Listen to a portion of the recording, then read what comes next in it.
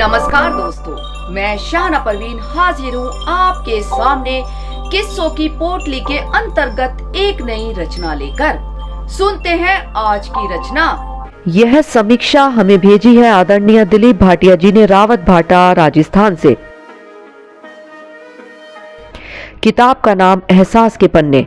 लेखिका आदरणीय प्रीति चौधरी मनोरमा जी हैं। सुनते हैं समीक्षा। जी नहीं, मंदिर के पंचामृत की बात नहीं कर रहा हूं। साहित्य मंदिर की एक भक्त प्रीति चौधरी मनोरमा जी की कृति एहसास के पन्ने पढ़कर मुझे पंचामृत सी ही अनुभूति हुई है। तनीषा पब्लिकेशंस से प्रकाशित यह पुस्तक पढ़कर लेखिका को अपनी प्रतिक्रिया आप फोन पर भी दे सकते हैं। 203 पेज की इस पुस्तक के हर पन्ने में एक नवीन एहसास पाकर किताब का शीर्षक सार्थक महसूस होता है। यह पंचामृत कहानी, लघु कथा, कविता, बाल गीत, अनुवादित रचना से बनकर साहित्य प्रेमियों के मध्य आया है। लेखिका को साधुवाद। एक ही संकलन में 5 अलग अलग विधाएं सम्मिलित होने से प्रत्येक वर्ग एवं रुचि का पाठक पाठिका बहुत कुछ पालेगा। प्रथम भाग में 8 कहानियां हैं। कुछ कहानियों का दर्द आंखों में आंसू ला देता है। दूसरे भाग में 7 लघु कथाएं हैं। मार्मिक संवेदनशील लघु कथाएं मन को छू जाती हैं। तीसरा भाग कविताओं का है। इस पुस्तक की आत्मा है। इस भाग में 113 कविताएं हैं। अधिकांश कविताएं प्रेम प्यार के रस में भीगी हुई हैं। नकारात्मक जगत में हम सभी तनाव में हैं।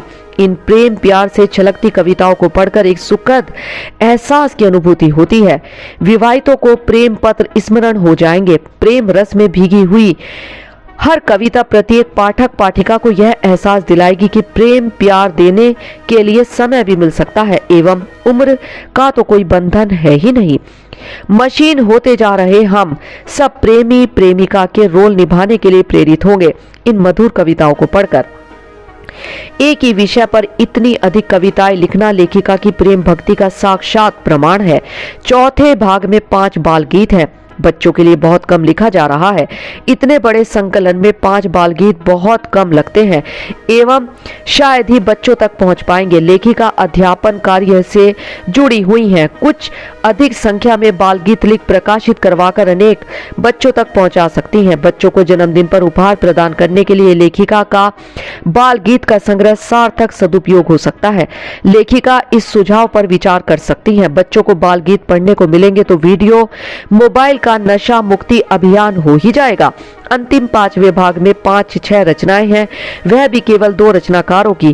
कुछ अधिक संख्या में हो सकती थी एवं प्रत्येक रचनाकार की एक ही रचना होती तो पाठक पाठिका कई रचनाकारों की कलम से परिचित हो सकते थे। संक्षेप में प्रीति के इस पंचामृत का पान किया जा सकता है। परमाणु विज्ञान से जुड़ा हुआ मैं साहित्य समीक्षा करने के लिए योग्य तो नहीं हूँ। पाठक पाठिका संपादन सम्मान प्रदान करने वाली संस्थाएं ही इस पुस्तक का सही मूल्यांकन कर पाएंगी। आभार, शुक्रिया, कृतज्ञता, धन्यवाद। थैंक्स प्रीति बहन को मुझे यह पंचामृत भेजने के लिए। प्रीति दी की कलम को एक बिग सैल्यूट। अगले संकलन की प्रतीक्षा पाठक पाठिका के साथ यह दिलीप भाई भी करेगा। प्रणाम, शुभकामनाएं। आशा करते हैं आपको किस्सों की पोटली से यह रचना पसंद आई होगी। दोस्तों, यदि आपका हमारे कार्यक्रम से संबंधित कोई भी सवाल या फिर सुझाव है या आप हमारे इस कार्यक्रम में और भी कुछ देखना और सुनना चाहते हैं तो कृपया हमें कमेंट करके जरूर बताएं। आपके सुझावों का हमें इंतजार रहेगा। धन्यवाद।